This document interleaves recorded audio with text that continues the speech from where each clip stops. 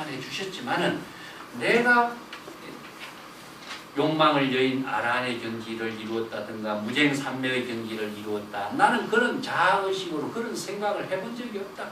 만약에 그런 생각을 한다면 어떻게 되겠어요? 내가 아상인상 중생상에 떨어지는 중생이 되겠죠. 그래서 세종께서 저를 그렇게 칭찬해 주셔서 제2योग 아라한의 경지를 무쟁삼매를 이룬 사람이라고 칭찬하시지만은 나는 그런 생각해 본 적 전혀 없습니다. 이런 이야기입니다.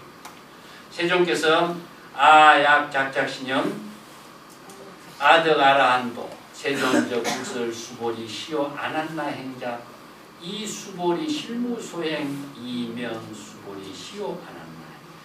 세존이죠. 제가 스스로 내가 아란의 경지를 깨달아 체득했다라고 이런 생각을 한다면은 자 아상인상 중생상에 떨어진 나에게 어떻게 저를 중생심의 시비 갈등이 다 소멸된 아난나 행자라고 칭찬하실 수가 있겠습니까? 세종께서는 저에게 그렇게 수보리는 바로 시요 아난나 행자라고 칭찬하시진 않으셨을 것입니다. 여기서 시요라고 하는 것은 아난나 행자라고 하는 것도 무쟁삼매란 말을 씁니다. 무쟁삼매의 깨달음을 낙절거 무쟁삼매의 깨달음에 열반의 낙에 살고 있는 수행자 그런 말이죠. 그래서 이 낙이라고 하는 것은요 세간에서 이야기하는 즐거움의 낙이 아니라 무쟁삼매의 경지에서 이렇게 유의하고 있다, 놀고 있다 이런 말인데 낙이라는 말 번역하기 참 어려워요.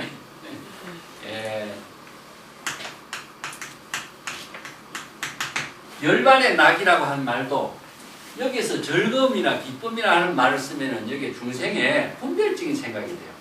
그냥 여기에서 삼매의 경지라고 이야기합니다. 삼매의 경지. 그것이 그냥 삼매라고 하는 것은 유의삼매예요. 유의, 놀고 있다는 말인데 유의 그 자체가 삼매라고 하는 것은 유의와 삼매가 즐거움의 세계로 이루어지는 거죠. 만약에 그거 싫은데 어떻게 그렇게 하겠어요? 이게 그 낙이라고 하는 것은 그냥 목적을 두지 않고 자기 자신이 그 좋은 즐거움의 세계를 이루는 하나의 유의가 되는 거죠. 이것이 이제 아난나 행자, 즉 이체의 그 무쟁삼매의 경지에서 유의삼매의 세계를 삶을 살고 있는 수행자라고 저에게 말하지는 않았을 것이다. 칭찬하지는 않았을 것이다. 이런 말이죠. 자, 이 수보리 저로 제 입장에서 본다면은 실무소행, 자의식과 여기서 무소행이라고 하는 것은 자의식과 의식의 대상 경계에 대한 그 대상을 두지 않고 실천하고 있는 무소행이죠. 무소부는 뭡니까? 바로 목적의식을 두고 있지 않는 것. 이거와 마찬가지로 다른 같이 이해를 해봅시다. 무소행, 무소부, 무소유 전부 다 같은 말입니다. 자, 이것은 무엇이냐 하면은 공이란 말의 다른 표현이죠. 어떤 공이냐? 자의식과 아공법공입니다. 아공법공. 이 소행이라는 것은 자기가 하는 행위에 대해서 대상 경계가 다 없어졌다는 것이죠. 내가 무슨 일을 할 적에도 내가 무슨 일을 한다라는 의식의 대상 경계를 갖고 있으면은요, 자아의식에 사로잡혀 버려요. 그래서 내가 무슨 일을 한다 하면 주객이 나누어지는 대립의 중생이 되겠죠. 이게 나가 무슨 일을 한다라고 하는 소행, 행위의 대상 경계까지 다 소멸된 거죠. 내가 무엇을 구하려고 하는 대상 경계도 소멸되고 내가 무엇을 소유하고 있다는 의식까지 없는 거죠. 그래서 자아의식이 없어졌을 때에 자기가 하는 대상 경계나 모든 행위가 목적이라든가 이게 없어지는 거죠. 이걸 무소행이라고 합니다. 진실로 자기가 지금 무슨 즉 여기에서 무쟁삼매의 경지에서 수행을 하는 사람이지만 나는 무쟁삼매의 경지에서 수행한다는 의식을 하지 않고 있는 거예요. 그렇기 때문에 아공법공에 다 경지에서 자신이 지금 여기에서 자신이 할 본분의 일만 할 뿐이지 내가 무엇 때문에 누구를 위해서 무슨 수행을 하고 어떤 깨달음의 경지의 삶을 살고 있다. 이런 의식을 전혀 갖고 있지 않는 것이 무소행이죠. 자, 무소행, 무소구, 무소유는 다른 말을 한다면 공이다. 그래서 공의 내용은 뭐죠? 자아의식과 아공과 내가 무슨 일을 한다는 법공, 의식의 대상 경계가 다 소멸된 거죠. 그렇기 때문에 나의 세계, 열반 나의 경지에서 이런 수행자의 삶을 살 수가 있게 된 것이다. 그렇기 때문에 무소구, 자신이 하는 모든 수행에 대해서 자아의식과 의식의 대상 경계나 목적을 두지 않고 자 이런 무쟁 삼매의 수행으로서 아라한의 경지의 삶을 살고 있기 때문에 그래서 수보리는 시오 아난나 행자라고 세종께서 쓰란 수보리야말로 진짜 아난나 행자의 삶을 살고 있는 무쟁 삼매의 경지에서 수행하는 사람이라고 세종께서 저에게 칭찬해 주실 수가 있게 된 것이 아닙니까? 그런 말이죠. 이건 좀 문장이 좀 어렵죠? 내용을 좀 파악을 하면 괜찮습니다만 요게 금강경에서 이렇게 실무소행이라든가 이런 말이 공이라는 언어를 사용하지 않았다면 이렇게 표현해요. 실무소유, 실무소구, 또 실무유법 이런 표현들이 나오죠. 그래서 무소유, 무소구 이런 말도 전부 다 공이란 말의 다른 표현들입니다. 공이란 말 쓰면은 아공, 법공 같이 이해하시고요. 자아의식과 의식의 대상 경계, 목적적인 사고가 모두 다 비워진 경지. 그렇게 이해를 됩니다. 이 소승불교에서 네 가지 이제 소승 사과라고 하는데 이 경지의 그 수행자를 중심으로 해서 공의 본문을 가지고 여기다 같이 이제 이야기하고 있는 겁니다. 예, 소승의 아나함이라든가 사다함이라든가 아라함과를 이룬 소승의 수행자일지라도 자아의식과 자신이 어떤 경지를 이루었다 이런 생각을 하지 않는데 대성의 수행자는 더 말할 것이 있겠는가 이런 이야기죠. 자아의식과 의식의 대상 경계를 갖고 있으면 무슨 어떻게 수행자라고 하겠느냐. 그래서 그런 수행자는 다른 수행을 할 수가 없다. 그런 이야기를 이제 여기서 제시하고 있습니다. 주석된 걸 조금 봐가면서 할까요? 여기 뭐 설명을 한 데서 제가 전부 다 대략 이야기가 되었습니다만 수다원이나 사다함이나 아나함이나 또 아라함이나 요 네 가지가 소성의 사향사과라고 이야기합니다. 그래서 무쟁삼매란 말은 화쟁과 같은 의미로서 이해를 하면 될 것 같습니다. 수보리가 원래 부처님 제자 가운데 해공제일, 공의 법문을 제일 잘한다. 해공제일이라고 그러죠. 공사상의 경지를 깨달아서 체득한 최고의 수행자인데 선어록에 보면은 수보리 이야기가 나와요. 수냐타 신이 수보리에게 안타깝다 수보리여 이렇게 개평한 말이 나옵니다. 그 말 이야기가 무슨 말이냐면은 수보리가 공의 법문을 깨달아 체득한 부처님의 제자 가운데 가장 뛰어나지만은 허공신, 수냐타가 허공신이거든요. 그래서 허공신이라고 하는 수냐타가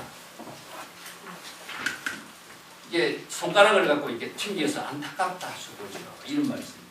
이 이야기가 우리나라의 그 소설 여러분 보면은 그 원효가 이렇게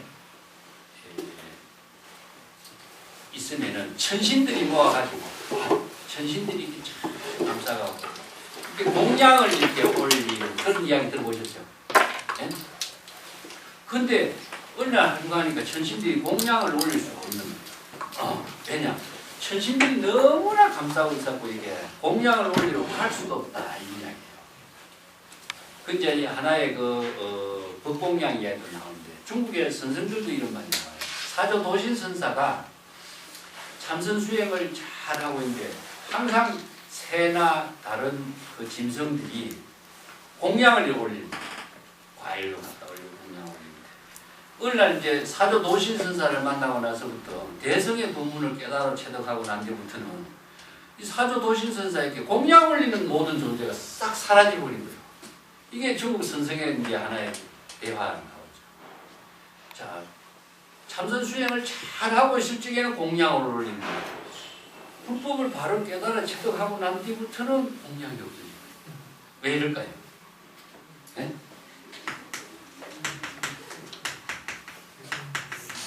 대상 경계가 보일 때 하고 대상 경계가 보이지 않을 때 하고 생각해봐요.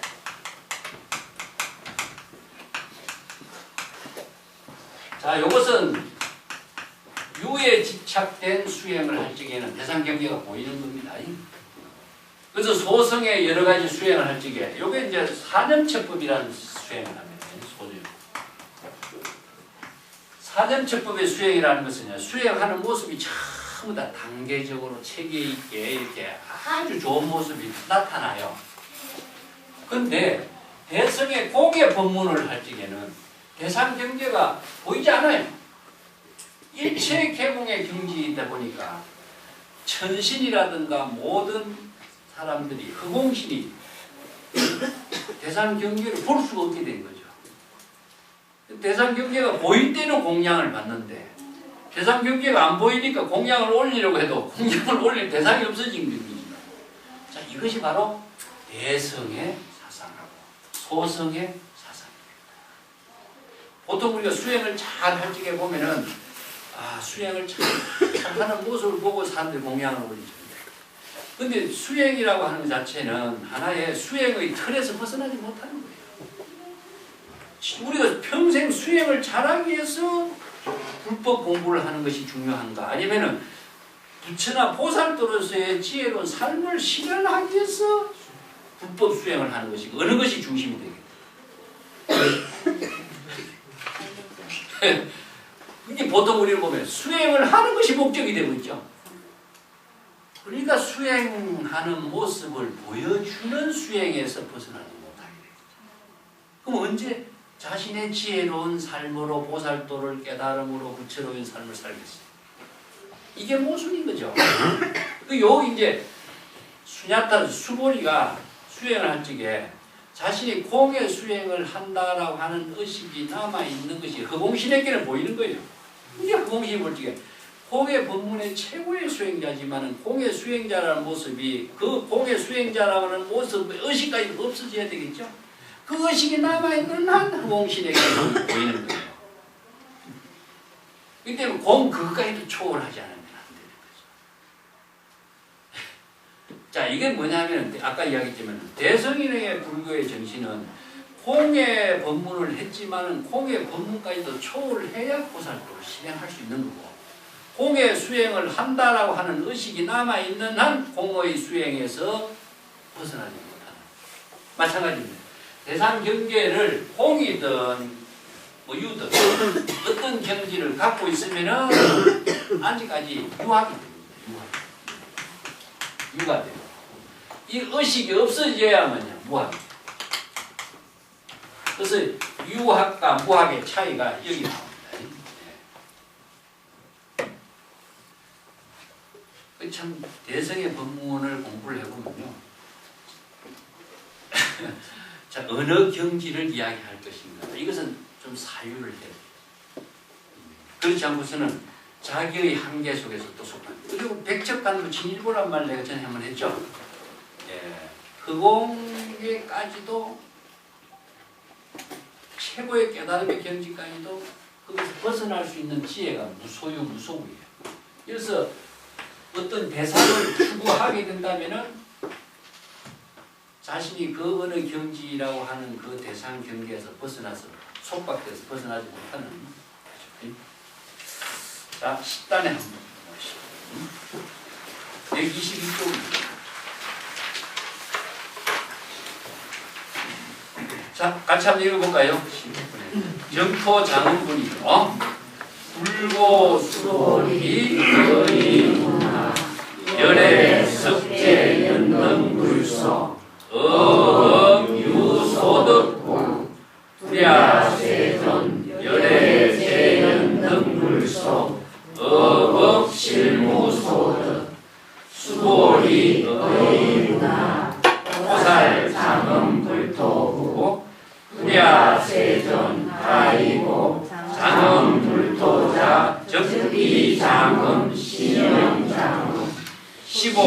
수호이 제보살마살 응여시 생청정심 우렁주색생심 우렁주성향 위촉법 생심 응무소주 이생심 수보리 비여유인 신여수리산왕 의운하 시신위대부 수보리연 심자재건 하이고 불설비신 심영대신. 여기도 이제 연등 부처님의 처소에서 수행했던 그 이야기를 이제 애를 들어서 제시하고 있는데, 여기에 뭐 장엄 불토를 장엄하는 이야기가 나오고, 보살도의 실천의 이야기가 나오고, 또 이것을 전부 다 장엄이라든가 보살도 실천이라든가 하는 말도 전부 다 방편의 언어로 설하고 있다 할 뿐이다. 그건 이제 뒤에서 정리를 하고 있습니다. 부처님이 수보리에게 말했습니다. 불고 수보리의 유나 열애 석제 연등불소 어버 유소득과 우리아니라 세종이시여 열애 제연등불소 어버 실무소득. 우리가 지금 한 것처럼 여기서 유소득과 무소득이란 말이 나오죠. 유소득은 무엇이냐? 얻은 것이 있는가? 뒤에 무소득은 뭡니까? 실무소득, 진실로 얻은 것이 없습니다. 자, 여기서 유소득은 유가 되고 무소득은 공이 되는 거죠. 수보리여, 그대는 어떻게 생각합니까? 열애께서 석제연등불소, 이 열애라는 것은 이제 옛날 서가모니 부처님이 과거에 이런 뜻입니다. 여기 이제 경전의 설법이요, 이념법과 비유법과 방편법 세 가지를 갖고 중심으로 설법을 많이 하고 있어요. 여기에서 옛날에 서가모니 부처님 서가열애께서 연등 부처님의 처소에서 유동의 신분으로서 수행을 했을 때 이야기가 고사가 나옵니다. 여기 이제 뒤에 내가 좀 주석을 해놨는데, 여기 이념법의 본문입니다. 그 다음에 비유법, 방편법. 여기 법화경에서 이제 이걸 이 법문을 중심으로 해서 대성불교에 설하고 있습니다. 법문이라고 합시다. 인연 법문이라고 하는 것은 과거 전생에 있었던 이야기를 고사를 인연을 들어서 이렇게 설법을 해서 하는 법문이에요. 여기서 이제 인연 법문은 서가열애께서 옛날 과거에 연등 부처님의 처소에서 보살도의 수행을 했을 때 이런 이야기입니다.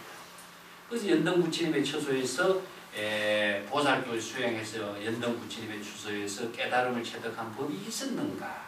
여기서 어법 유소득, 이 법이라는 건 어떤 법이겠어요?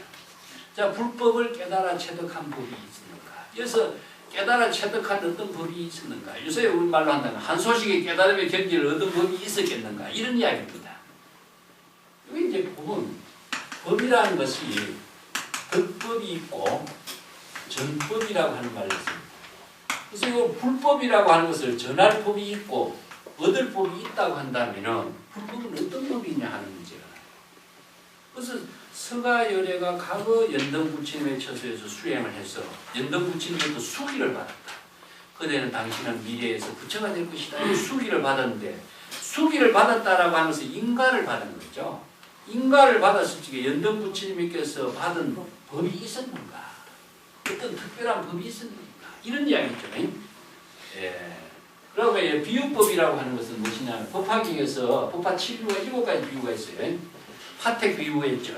불타는 집에서 소성, 영각, 성문 영각, 보살성의 수행자가 대성의 법문으로 이거 삼거일륜의 이제 유명한 수의 비유가 나오죠. 뭐 보배에다가 친구가 와서 있는데 친구가 술이 취해서 이제 친구의 몸에다가 큰 그 보물 덩어리를 하나 집어넣고 거지 행각을 그만하라. 그러고 이제 이 친구는 멀리 여행을 떠났는데 친구가 자기 몸에 보배의 구슬이 아주 가치를 매길 수 없는 보배가 있는 줄도 모르고 영원히 거지 행각을 하는 거예요. 그래서 오랜만에 다시 만나서 야, 이 사람아 자네가 잠자고 있어서 내가 급한 일이 있어 갑자기 자네 옷에다가 보배를 하나 넣어서 거지 이제 행각하지 말고 이 돈으로 좀 좋은 삶을 살도록 제시했는데 당신은 아직까지 왜 거지 행각하느냐? 난 보배가 들은 줄 몰랐다. 찾아보니까 자기 몸에 보배가 있잖아요.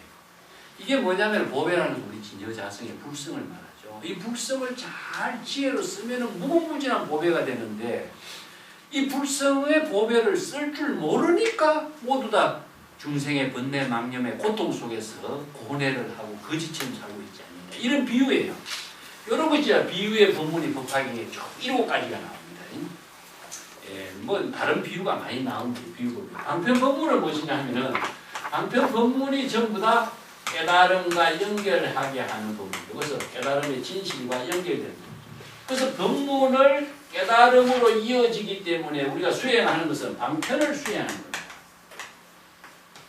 항상 이제 불법의 수행은 방편을 수행하는 건데 방편 수행은 뭐냐? 경전의 법문을 읽고 사유함으로 해서 바로 자신이 깨달음을 바로 이루게 돼요. 그래서 경전을 읽고 공부하고 수행하는 것이 바로 깨달음과 불의의 경지를 이루어요. 그게 방편 수행이죠. 이거 수행하지만 수행은 경전의 법문을 통하지 않고서는 수행은 이루어지지 않습니다. 근데 보통 수행을 뭐 가만히 앉아서 수행한다 하지만 그건 수행이 아니라 자기 생각 속에 빠져 있는 것이지 수행이 아니에요. 절대 수행이 불가능하게 돼 있어요. 왜냐?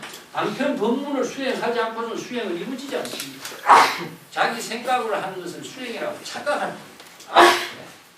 근데 여기에서 이제 득법과 정법의 문제가 나와요. 우리가 여기서 연덕부침이라는 이름만 안 하더라도 우리가 어느 처소에서 수행을 했습니까? 그 수행으로부터 스승으로부터 법을 받았다. 어떤 법이 있는가? 누구에게 스승이 제자에게 법을 전해주었다. 전한 법이 있는가? 자, 있다고 한다면 불교는 뭡니까? 바로 법을 누가 만든 사람이 있게 되겠죠. 연등 부처님이 만든 법을 서가에게 전해주거나 또 어떤 스님이 만든 법을 누구에게 전해주거나 이런 것이 나오겠죠. 그렇다면 이것은 외도법이지 불법은 아닌 것이죠. 그래서 불교는 내가 자연의 종교라고 그랬죠. 자연의 종교입니다. 자연법의 종교입니다. 이 자연이라고 하는 것은 모든 존재가 자연 본래 그대로의 생명활동하고 있는 법을 말하기 때문에 이것은 누가 만든 법이 없어요. 그러면 모든 제불과 부처나 보살은 이 법을 본인이 깨달아서 체득했을 때의 득법이 되는 겁니다. 정법이라고 하는 것도 이 법을 깨달아 체득하도록 제시하는 것이 정법이에요. 그렇기 때문에 누가 이 법을 주고받고 할 수가 없는 법인데 여기에 그 문제를 제시하기 위해서 이 한 구절입니다. 서가열애가 연등부처님의 처소에서 수행을 해서 깨달음을 얻고 수기를 받았는데 연등부처님의 처소에게서 법 유소득 어떤 불법을 유소득 받은 것이 있는가. 그렇게 수고리가 부자는 세존이다. 그런 법은 없습니다. 받은 법이 없습니다. 왜냐? 열애가 연등부처님의 처소에서 수행을 했지만은 법 실무소득 연등부처님의 처소에서 깨달아 체득한 법, 그 실로 받은 법이라는 거죠. 여기서 실무소득은 뭐죠? 아까 이야기한 것처럼 공입니다. 진실로 실제로 깨달아 체득해서 자신이 깨달아 체득한 법이지 연등부처님께서 받은 법이라는 것은 없습니다. 그 법이 있다고 한다면 어떻게 되겠죠? 법이 주고받는 법이 되겠고 연등부처님이 주는 법이 되겠죠. 그래서 이게 삼세, 과거, 현재, 미래의 모든 삼세의 모든 재물이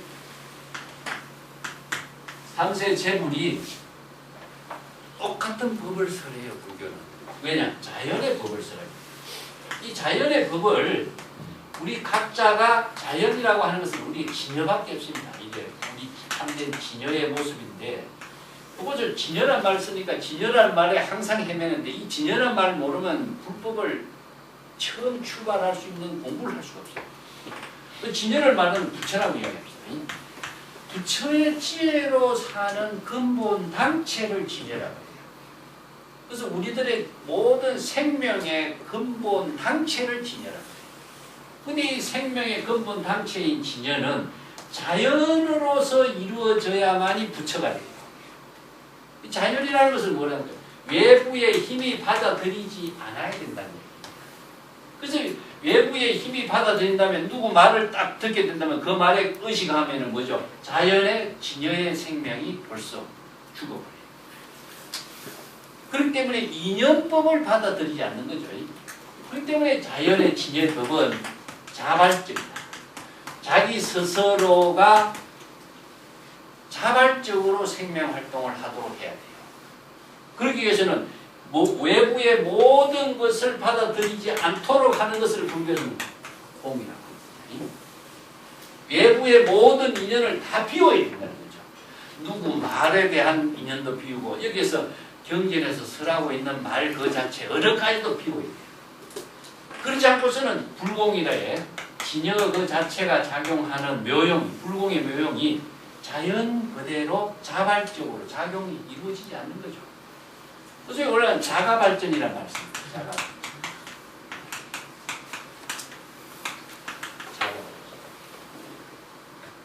다르게 이야기한다면은 삼선 수행을 하면서 이런 이야기를 가끔 쓰는데, 근데 고목선 이야기할 때 한번 했지 싶은데,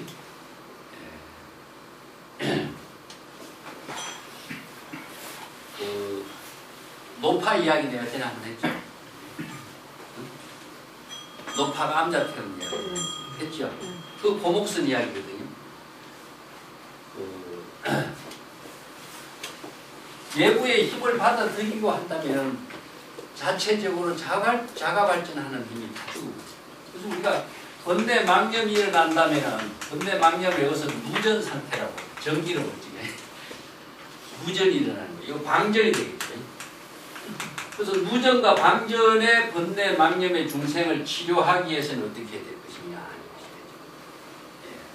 그 다음에 우리 이 외부의 힘을 받아들인다면요, 자가발전을 모든 것을 잃어버리게 됩니다.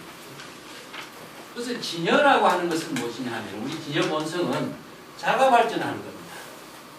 외부의 힘을 받아들이지 않고 스스로 자체적으로 작용하는 힘. 이것을 바로 진여는 지혜와 자비라고 하는 힘을 부족하고 있다. 그래서 금강경 화엄경 같은 데는 정말 신기하고 신기합니다. 일체 중생이 모두 열애와 똑같은 지혜를, 자비를 다 부족하고 있다. 그 성공덕이라고 해요. 성공덕. 성은 진여고 공덕. 진여 자성에 부족하고 있는 성공덕이 무엇이냐? 지혜와 자비. 이 지혜와 자비라고 하는 것이 자기 자신이 바로 지혜로운 삶을 통해서 자가발전적인 창조적인 보살도의 삶을 이루게 하는 힘이 만들어지는데, 자가발전의 힘이 자연적으로 작용하지 못하게 하는 것이 무엇이냐 하면은, 자, 번뇌망념. 이 번뇌망념이 무엇이냐? 인연법에 의해서 자기가 끌려들이라는 거죠. 남의 말을 받아들이고 남의 소리에 끄달려 있으면은 벌써 자가발전을 상실해요. 이 때문에 진여의 지혜로운 삶을 실행하도록 하는 그 법을 제시한 것이 법이다. 그래서 열애나 모든 재물이 자기가 만든 법을 설하는 것은 불교는 아닙니다. 외도법입니다. 불교는 삼세의 모든 재물이 일체의 모든 존재가 각기 생명활동을 하도록 그 정법의 지혜를, 안목을 제시하고 있는 법문이다. 누가 한저 연등부침이 설한 법을 누가 전해봤다면 사람마다 전부 다 법이 다를 거 아니에요. 그죠? 그리고 이제 붓다 당시만 해도 수없이 많은 사상가들이 있는데, 사상가들이 주장하고 있는 모든 내용의 법은 무엇이냐? 자기 중심이거든요. 자기가 주장하는 것을 제시하는 법이기 때문에 그것은 전부 그래서 외도법하고 정법하고 차이를 합니다. 정법은 무엇이냐 하면은 진여의 지혜로서 이루어진 것을 정법이라고 하고, 그 외도법이라고 하는 것은 자기 중심으로 자기가 생각한 대로 주장하고 있는 것을 다 외도법이라고 합니다. 그러니까 외도라고 하는 말을 쓰면요, 외도는 천인 만세기에 따라서 달라지는 거죠. 그 다음에 이게 사도라고 하는 말씀은 사도는 무엇이냐면 중생의 번뇌 망념이 일어나는 것은 사도라고. 이 세 가지 도를 이렇게 나눌 수가 있어요. 그래서 정법이라든가 안욕다라 삼약 삼불이라든가 불교에서 뭐 정법의 불교 이야기하는 것은 전부 다 외부의 힘을 받아들이지 않고 진여가 자연 그대로 지혜로운 작용, 생명활동을 하는 것이 바로 정법입니다. 그래서 설에서 이야기하는 정법 안목, 정법 앙장 이 말이 바로 불법 진여법을 이야기하는 것이고, 그래서 외도법이라고 하는 것은 불교 이외의 모든 종교의 사상가들이 주장하는 것은 다 외도가 돼요. 외도는 주장하는 사람이 있고 목적이 있기 때문에 외도가 돼요. 그 다음에 사도는 다 번뇌 망념이 되고 생사윤회의 고통을 받게 하는 모든 인연은 다 사도가 돼요. 번뇌 망념으로 이루어진 사도가 돼요. 연등부처님의 처소에서 실로 불법을 수행해서 깨달음의 경지를 인가받았지만은 연등부처님의 처소에서 실로 한 법이라고 하는 것도 얻은 법은 없습니다. 얻은 법이 있다고 한다면은 불교는 유상의 종교. 무상의 종교와 유상의 종교란 말씀입니다. 유상의 종교라는 것은 존재 의식의 대상이라든가 어떤 법이라든가 실체라든가 이것을 대상 경계에 두고 있으면 유상의 종교입니다. 그래서 무상의 종교가 유상의 종교.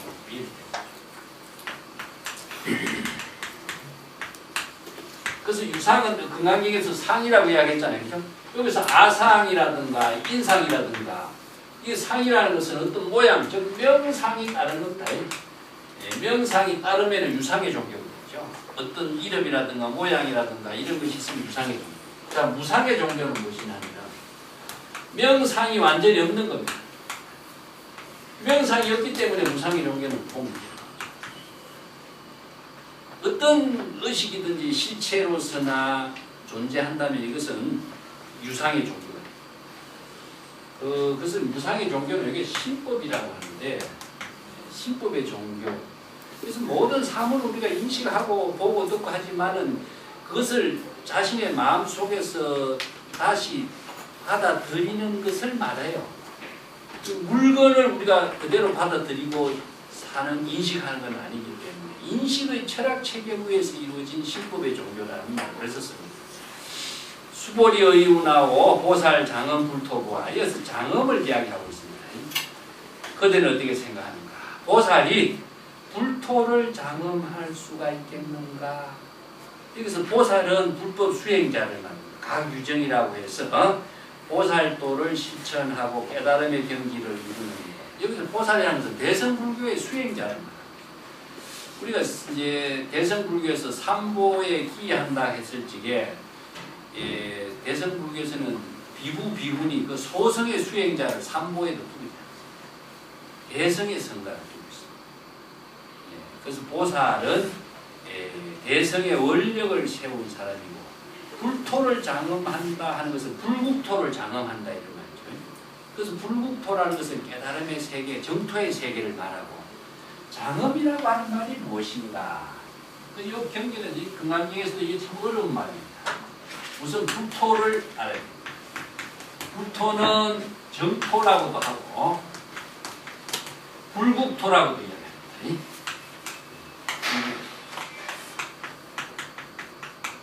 그래서 불국토나 정토가 어디에 있는가 하는 겁니다.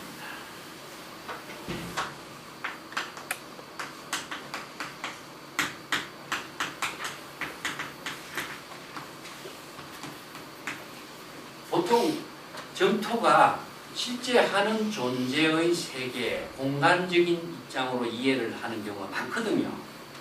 이게 어느 글자 그대로 본다면 불국토가 있는 겁니다. 서방의 10만억 국토를 지나서 한 부처의 세계가 있으니 바로 아미타 불국정토가 나오죠? 그렇기 때문에 이 존재하는 국토로 가버려요. 근데 그 불국토를 장엄한다? 장엄이란 말이에요. 이 장엄이라고 하는 것은 이걸 불교에서는 화엄정토라고 합니다. 화엄이라는 것은 수없이 많은 꽃으로 장엄된 세계가 화엄이에요. 자, 화엄이라고 합니다. 그래서 화엄경이라고 하는 것은 수시 많은 오처로 장엄된 세계가 화엄경이에요. 그래서 이 화엄경의 꽃은 어떤 꽃이냐 하면은 수없이 다양한 꽃으로 장엄됐어요. 오늘 자파라고 합니다. 자파라고 그러고, 법화경의 꽃은 무엇이죠? 연꽃이죠. 자파라고. 그래서 법화경의 꽃은 사달마 분다리가 흰 연꽃이죠. 흰 연꽃은 무엇이냐? 철연상경과 같이 진흙탕에 피죠. 그렇기 때문에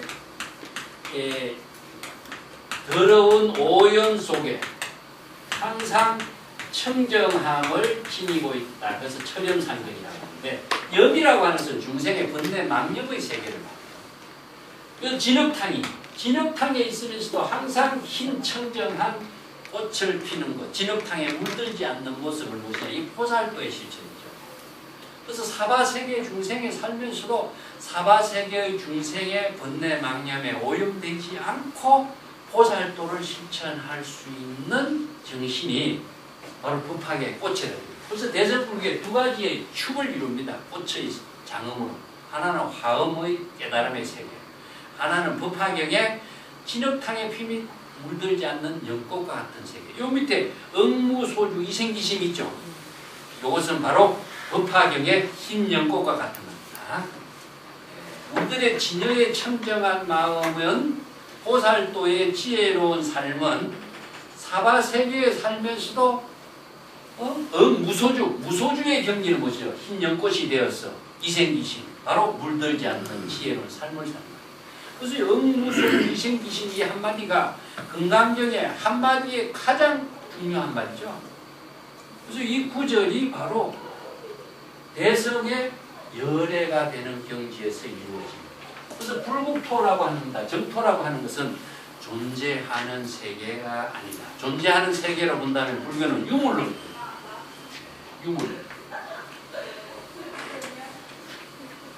그래서 불교의 입장이, 출발점이 유물론이냐. 불교는 유심입니다. 그래서 일체 만법 유심이라든가 일체 유심조라든가 이런 말 하죠. 유심의 철학이죠. 마음으로서 일체의 모든 대상 경계를 마음으로 받아들여서 대상 경계를 초월하는 마음의 지혜 작용을 이루도록 하는 종교지, 물질을 중심으로 해서 이루어진 종교는 아니에요. 아무리 많은 물질이라도 마음속에서 그걸 받아들이지 않았을 때에 자신이 깨달음의 지혜를 이루지, 물질을 갖고 있는 한 영원히 대상 경계를 초월할 수가 없어요. 그렇기 때문에 유심의 철학 체계 위에 이루어진 종교이기 때문에 불국토는 뭡니까? 유심의. 여기서 이걸 잘못 출발하면요, 수강문학특위에서 존재하는 국토로 한다면 유물론적인 정토가 돼요. 그래서 이걸 이제 이 문제를 이해하기 위해서는요, 유마경에서 나옵니다. 네? 직심이 바로 정토죠. 직심이 바로 청정한 도량입니다. 우리가 도량이라고 한다면 사찰을 도량이라고 합니다. 직심이에요. 직심이 무엇이냐? 바로 우리 진여 본심을 말해요. 중생의 번뇌 망념이 없는 청정한 본래 그대로의 마음이 바로 정토요 불국토인 겁니다. 그렇다면 정토를 장엄한다라고 하는 것은 어떻게 장엄하겠죠? 진여의 지혜로 장엄하는 겁니다. 그렇기 때문에 진여의 지혜로 장엄하는 세계를 불국토 장엄이라고 하지 유물론의 세계로 장엄하는 세계입니다. 그래서 이 진여의 지혜로 장엄된 세계를 뒤에 나오면은 진여의 지혜로 장엄된 세계를 불국토라고 한다. 진여의 지혜로 장엄된 세계를 32상 80조모라고 합니다. 진여의 지혜로 장엄된 세계를 열반 사덕으로 상락아정이라고 한다. 전부 다 같이 이해를 합니다.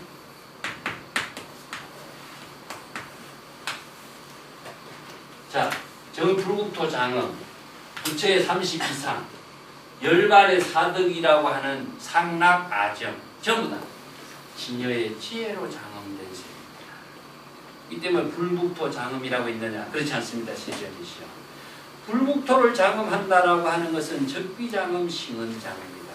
불국토를 장엄한다는 실질적으로 불국토 장엄이라고 하는 것은 아니고 고정된 실체로서의 장엄이라고 하는 것은 있을 수가 없습니다. 불국토를 장엄한다라고 하는 그 방편의 이름으로만 이야기합니다. 요 심형장엄, 요게 이제 적비의 논리라고 하는데요. 금강경의 독특한 논리인데 공사상이 공이라는 언어를 사용하지 않고 공의 실천 본문을 설한 것이 여기에도 나와요. 적비라고. 장엄이 바로 적비장엄이요 심형장엄입니다. 이 비라고 하는 것은요 부정을 하는 것이고 심형은 무엇이냐면은 방편의 언어로서 긍정하는 거예요. 이 때문에 이 말을 토대로 해서 사용하는 말이 무엇이냐 하면요. 산은 산이요 물은 물이다.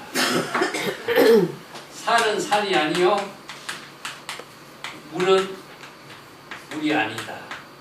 나중에 산은 산이요 물은 물이다.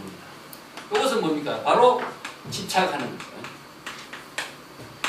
산은 산이요 하면은 중생이 산은 산이고 물은 물인 것으로 대상 경계에 집착해버립니다. 여기에 뭐냐? 범부의 모든 대상 경계의 집착을 떨쳐버리기 위해서 공의 본문이십니다. 산은 산이 아니요 공은 물은 물. 이것은 유라고 한다면 이것은 무라고 해요. 유의 모든 존재를 부정하는 거죠. 그러니까 유와 무의 입장입니다. 범부의 집착을 떨쳐버리기 위해서 공의 본문을 써요. 그런데 나중에 뭡니까? 여기서 1차적으로 유무를 모두 초월한 경지가 무엇이냐? 바로 불공이다. 자, 일체 번뇌망념, 무와 무의 대상 경계의 번뇌망념을 다 비워졌을 적에 산은 산이요 물은 물이 되는 거죠. 불공은 무엇이냐? 바로 여실지경입니다. 여실지경. 산은 산이요 물이 물인 것처럼 바로 지혜로 볼 수 있는 안목이 이루어져요. 이걸 불공이라고 합니다. 여기서 비는 무엇이냐? 부정이죠. 부정이라는 것은 집착의 대상 경계를 떨치기 위해서 부득이한 방편의 언어로 제시되어 있어요. 공이라는 언어도 마찬가지입니다. 공이라는 언어도 중생이 모든 집착의 대상 경계를 떨쳐버리기 위해서 방편의 언어로 제시해놨어요. 그렇다면은 부정해서 부정한다면은 허무가 되겠죠. 그 부정에서 허무를 벗어나게 하는 지혜가 무엇이냐? 바로 지금 여기 진실을 바르게 볼 수 있는 안목과 지혜입니다. 그 진실과 안목이 자기 자신의 지금 보살도의 삶을 실행하게 하는 힘이 되는 거죠. 자, 오늘 여기까지 하고 다음 시간에 또 연결해서 더 해보도록 하겠습니다.